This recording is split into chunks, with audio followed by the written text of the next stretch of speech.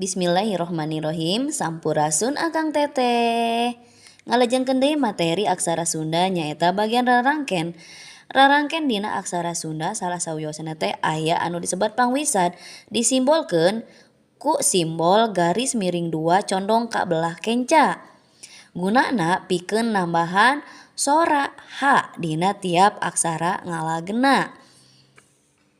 Contona kecap ripuh. Ieu kecap ripuh diwangun ku 2 huruf nyaeta huruf ra sareng huruf pa. Upami dikana aksara Sundakeun sapertoskeun kieu. Ra pa. Nganggo ripuh dipang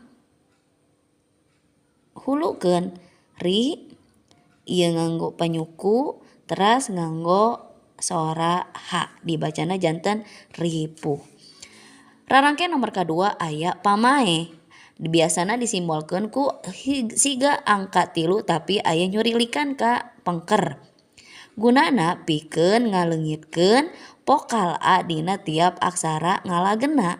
Contona lampah. Ieu kecap lampah diwangun ku 3 huruf. Aya huruf la, huruf ma sareng huruf pa. Upami dikana aksara Sundakeun la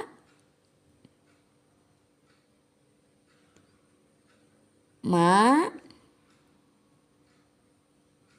pa.